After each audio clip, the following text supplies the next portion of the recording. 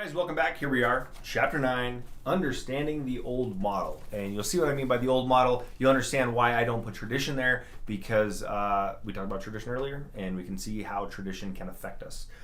So, just like anything, in order to grow into something new, we'll have to understand where we were. Where we were, and to best understand where we're going, we need to understand where we have come from.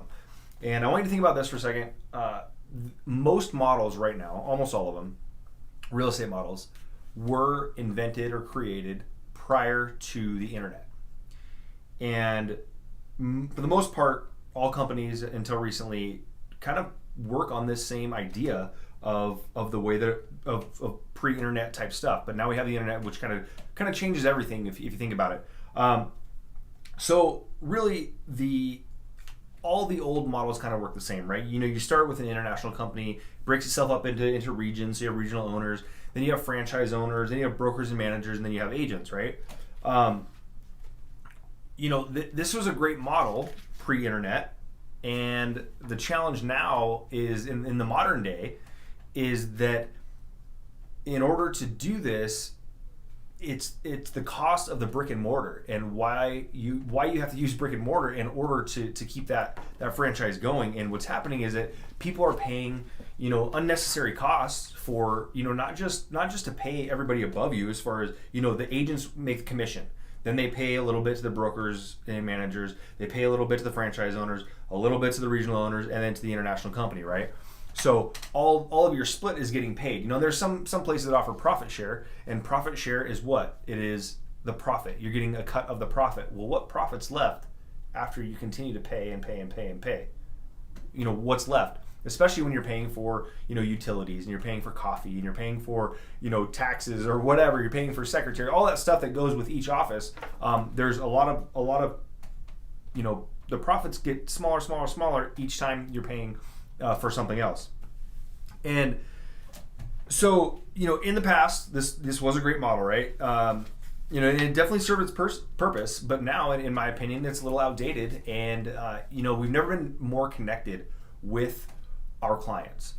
We've never been, especially right now, at the time of this recording, we are going through COVID-19. There's no open houses in my market.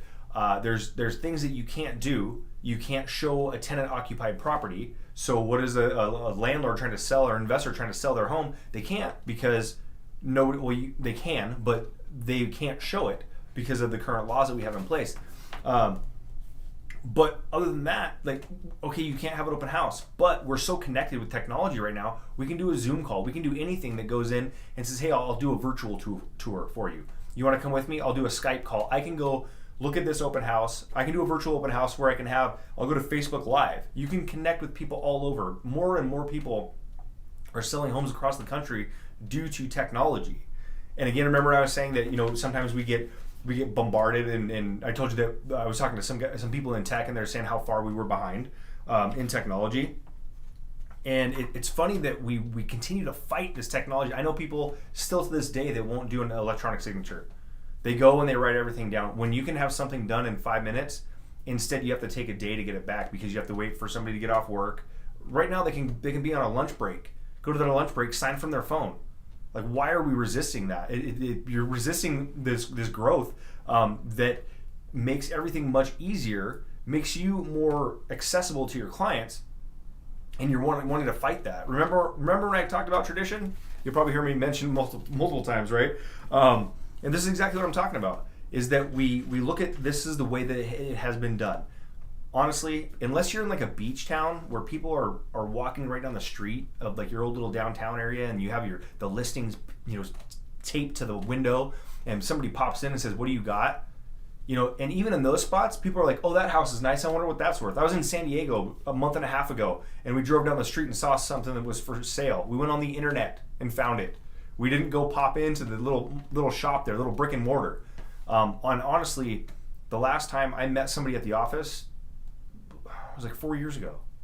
Most people don't even want to meet in the office. And I know you can talk about how unprofessional it is not to meet somebody in the office, and I'll just rebut that with it's unprofessional for me to waste somebody's time to make them come all the way to the office when I can meet them on their lunch break in a coffee shop by them. And to me, You can tell me all day long how unprofessional meeting in a coffee shop is, and I will tell you 1,000 times, I'm not paying the fee on that one either. I'm not going to be embarrassed about meeting somebody at a coffee shop, because that's kind of where we are now, and there's no reason to push them to come meet us at a coffee shop. Or, I mean, sorry, at a office, a physical location.